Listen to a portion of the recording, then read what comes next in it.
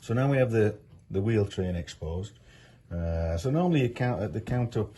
This is something I learned when I started this business, or I took over this business. I knew nothing about clocks. I had to learn this. If I get this wrong, it's because I'm self-taught. But the way that you identify the wheels, and they call them wheels, not gears.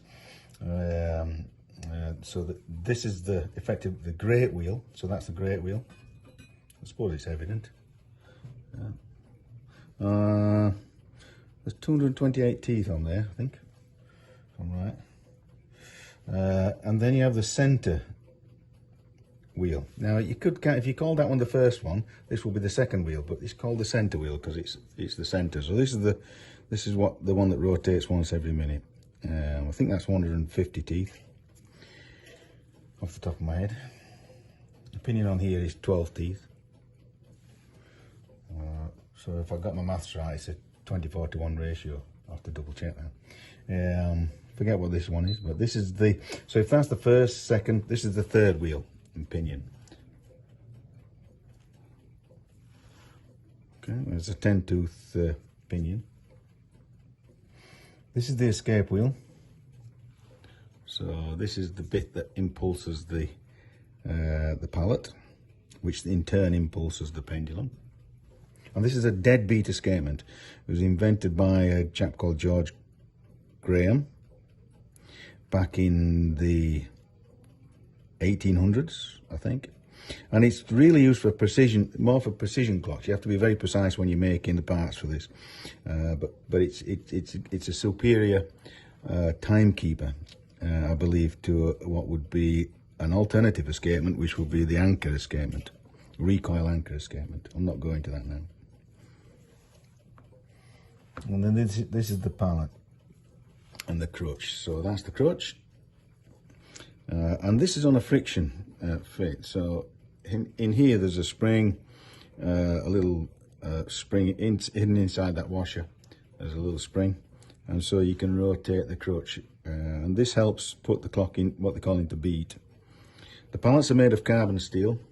They're through hardened, so the pot hard. This has been running happily, as I say, since it's 2008, but my wife isn't that old. And there's no sign of any wear at all. So what you've got is, this is an impulse, this is a locking face, and this is the impulse face here. So that little angle there, that's the impulse face, that's the impulse face there.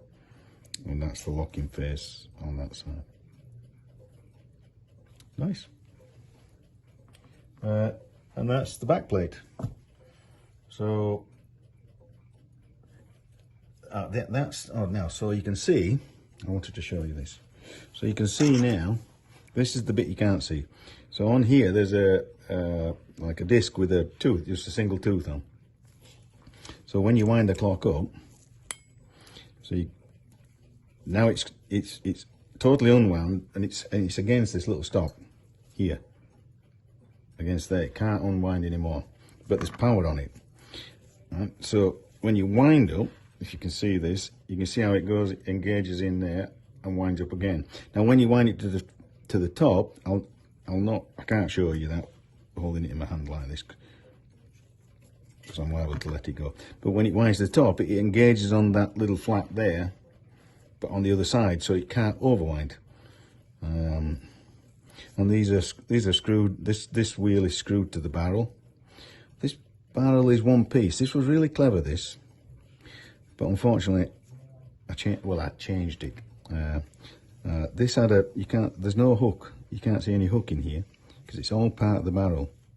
And I'll be interested to see the state of the hook when I strip this apart. But it was quite clever at the time. Anyway, that's the great wheel assembly.